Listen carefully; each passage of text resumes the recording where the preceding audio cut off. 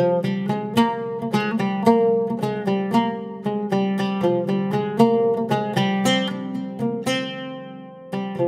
இன்னைக்கு ரொம்ப டேஸ்டியான செட்டிநாடு சிக்கன் கிரேவி எப்படி பண்றதுன்னு பார்க்க போறோம். இது ரொம்ப டேஸ்டியா இருக்கும். இது செய்யறதும் ரொம்ப ஈஸி. ஃப்ரெஷ்ஷா மசாலா அரைச்சு பண்றதுனால இதோடைய சுவையே தனி தான். ஸோ கண்டிப்பா ட்ரை பண்ணி பாருங்க. வீடியோக்குள்ள போறதுக்கு முன்னாடி நம்ம சேனல் இன்ன ரெசிபிஸ் தமிழை சப்ஸ்கிரைப் பண்ணிக்கோங்க. கூடவே இருக்க பெல் சிம்பலையும் கிளிக் பண்ணிக்கோங்க. ஹாய் ஃப்ரெண்ட்ஸ், வணக்கம். என் பேர் அபி. வெல்கம் டு இன்ன ரெசிபிஸ் தமிழ்.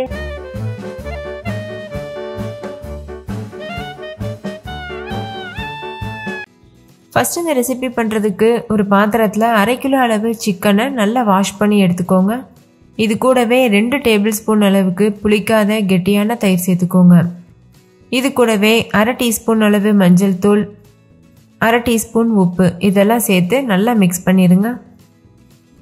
நல்லா கலந்ததுக்கப்புறமா மூடி போட்டு மூடிட்டு இதை 1லேருந்து 2 மணி நேரம் அப்படியே ஊற வச்சுருங்க.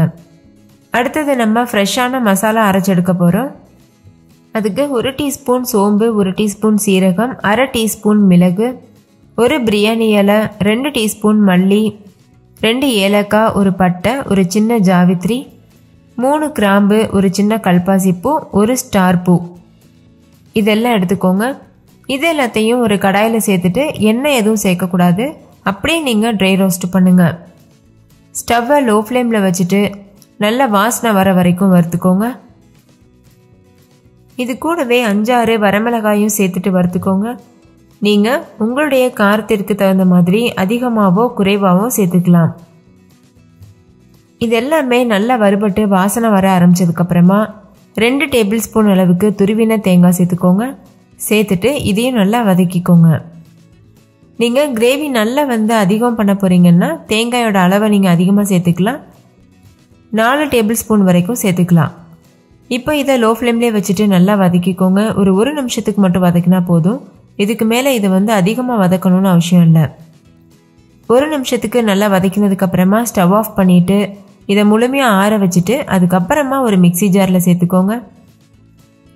இது கூடவே ஒரு 2 கொத்து அளவுக்கு கருவேப்பிலை சேர்த்துக்கோங்க. கூடவே ஒரு கைப்பிடி அளவு கொத்தமல்லி இலை, கொஞ்சமாக புதினா இலைகளும் சேர்த்துக்கோங்க. இது 3மே ஆப்ஷனல். உங்களுக்கு விருப்பம் இல்லைன்னா நீங்கள் ஸ்கிப் பண்ணிடலாம். இது சேர்த்து பண்ணும்போது நல்ல மணமாகவும் சுவையாகவும் இருக்கும். இப்போ இதெல்லாத்தையும் சேர்த்து நல்லா தண்ணி சேர்க்காமல் அரைச்சி எடுத்துக்கோங்க. அதுக்கப்புறமா கொஞ்சம் கொஞ்சமாக தண்ணி சேர்த்து எந்தளவு முடியுமோ அந்தளவுக்கு ஃபைன் பேஸ்ட்டாக அரைச்சி எடுத்துருங்க. பாருங்கள், இது நல்லா அரைச்சி எடுத்தாச்சு. இதோட கன்சிஸ்டன்சி இந்த மாதிரி இருக்கணும். இப்போ இது ஒரு ஓரமாக இருக்கட்டும். இந்த ஃப்ரெஷ்ஷான மசாலா பேஸ்ட்டு தான் நம்மளுடைய செட்டிநாடு சிக்கன் கிரேவிக்கு ஒரு சூப்பரான டேஸ்ட்டும் மனமும் கொடுக்க போகுது. இப்போ ஒரு குக்கர் சூடுபடுத்திக்கோங்க. அதில் 4 டேபிள் ஸ்பூன் அளவுக்கு எண்ணெய் சேர்த்துக்கோங்க. நல்லெண்ணெய் சேர்த்து பண்ணுங்கள், அப்போ இன்னுமே ரொம்ப டேஸ்டியாக இருக்கும். எண்ணெய் நல்லா சூடானதுக்கப்புறமா 1 கப் அளவுக்கு சின்ன வெங்காயத்தை 1-2 கட் பண்ணி இது போல் சேர்த்துக்கோங்க. நீங்கள் பெரிய வெங்காயம் கூட யூஸ் பண்ணலாம். பெரிய வெங்காயம் யூஸ் பண்ணுறதா இருந்தால் 2 பெரிய சைஸ் வெங்காயத்தை பொடியாக அரிஞ்சு சேர்த்துக்கோங்க. இப்போ இது கூட கொஞ்சமாக உப்பு சேர்த்துட்டு நல்லா இதை வதக்கிக்கோங்க. வெங்காயத்தோட கலர் நல்லா சேஞ்ச் ஆகணும். அது வரைக்கும் நல்லா வதக்கிடுங்க. வெங்காயத்தோட கலர் நல்லாவே சேஞ்ச் ஆயிடுச்சு. இப்போ இதில் கட் பண்ணினா தக்காளி சேர்த்துக்கோங்க. 2 மீடியம் சைஸ் அளவு தக்காளி சேர்த்துக்கோங்க. சேர்த்துட்டு இதையும் நல்லா வதக்கிடுங்க. தக்காளி நல்லா சாஃப்ட் ஆகணும். அது வரைக்கும் நல்லா வதக்கிக்கோங்க. ஸ்டவ் மீடியம் ஃப்ளேம்லேயே இருக்கட்டும். இடையிடையில கலந்துக்கோங்க.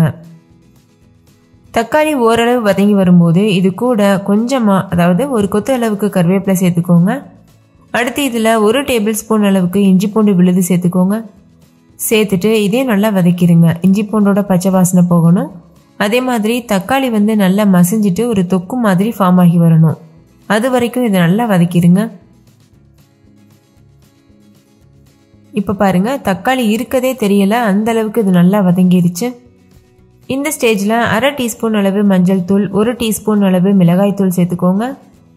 மிளகாய் தூள் நீங்கள் அதிகமாகவோ குறைவாகவோ சேர்த்துக்கலாம். நீங்கள் எந்தளவு காரம் சாப்பிடுவீங்களோ அதுக்கு தகுந்த மாதிரி சேர்த்துட்டு ஸ்டவ்வை லோ ஃப்ளேமில் வச்சுட்டு நம்ம சேர்த்துருக்க மசாலாவோட பச்சை வாசனை போகிறது வரைக்கும் நல்லா வதக்கிக்கோங்க. மசாலாவோட பச்சை வாசனை போனதுக்கப்புறமா இதில் 2 டேபிள் ஸ்பூன் அளவுக்கு தயிர் சேர்த்துக்கோங்க. ஏற்கனவே நம்ம சிக்கனை மேரினேட் பண்ணி வைக்கிறதுல 2 டேபிள் ஸ்பூன் சேர்த்துருக்கோம். ஸோ மொத்தமாக 4 டேபிள் ஸ்பூன் தயிர் இருக்கும். தயிர் சேர்த்த உடனேவே நல்லா இது போல் கரண்டி வச்சு நல்லா மிக்ஸ் பண்ணிடுங்க, இல்லைன்னா திரிதிரியாக ஃபார்ம் ஆயிரும். நல்லா இந்த மாதிரி கலந்துருங்க. கலந்ததுக்கப்புறமா நம்ம ஏற்கனவே அரைச்சி வச்சுருக்க விழுது இருக்குல்ல, அதை சேர்த்துருங்க.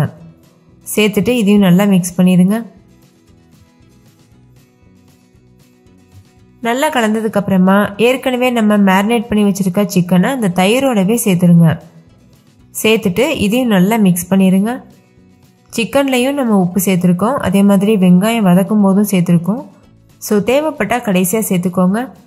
இப்போ சிக்கன் எல்லாம் நல்லா மிக்ஸ் பண்ணிவிட்டு ஒரு கொதி வந்துருச்சு.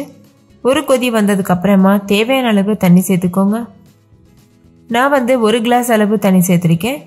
தண்ணி சேர்த்துட்டு நல்லா இது போல் கலந்துருங்க. நல்லா கலந்ததுக்கப்புறமா குக்கர் மூடி போட்டு மூடிட்டு விசில் வச்சுட்டு ஹை ஃப்ளேமில் வச்சு 2 விசில் வரைக்கும் வச்சு எடுத்துக்கோங்க. விசில் வந்ததுக்கப்புறமா ஸ்டவ் ஆஃப் பண்ணிவிட்டு ப்ரெஷர் தானாக ரிலீஸ் ஆகிறது வரை வெயிட் பண்ணுங்கள்.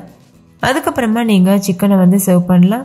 ஒருவேளை சிக்கன் வேகாமல் இருந்ததுன்னா மறுபடிக்கும் ஒரு விசில் வச்சு எடுத்துக்கோங்க. இப்போ சிக்கன் நல்லா வெந்துட்டு ப்ரெஷர் தானாக ரிலீஸ் ஆயிடுச்சு. இப்போ நம்ம மூடி ஓப்பன் பண்ணி பார்க்கலாம். நல்ல கலர்ஃபுல்லான பெர்ஃபெக்டான செட்டிநாட் சிக்கன் கிரேவி சூப்பராக தயாராக இருக்குது. நீங்களும் கண்டிப்பாக இதே மெத்தடில் ட்ரை பண்ணி பாருங்கள். வீட்டில் இருக்க எல்லாரும் எப்போ சிக்கன் எடுத்தாலும் இதே ரெசிபியை செய்ய சொல்லி கேட்டு வாங்கி சாப்பிடுவாங்க. இதோட டேஸ்ட் அந்தளவுக்கு பக்காவாக இருக்கும். ஸோ மிஸ் பண்ணாமல் ட்ரை பண்ணி பாருங்கள். இதை நீங்கள் ஒயிட் ரைஸ் கூட மட்டும் இல்லை, இட்லி தோசை கூட வச்சு சாப்பிடலாம். அதே மாதிரி கொஞ்சம் திக்காக பண்ணிங்கன்னா சப்பாத்தி கூட பூரி கூட வச்சு சாப்பிட்றதுக்குமே பிரமாதமாக இருக்கும். ஓகே ஃப்ரெண்ட்ஸ், இந்த செட்டிநாட் சிக்கன் கிரேவி உங்களுக்கு ரொம்ப பிடிச்சிருந்துச்சுல? பிடிச்சிருந்தா லைக் பண்ணுங்கள், ஷேர் பண்ணுங்கள், கமெண்ட் பண்ணுங்கள். தேங்க்யூ.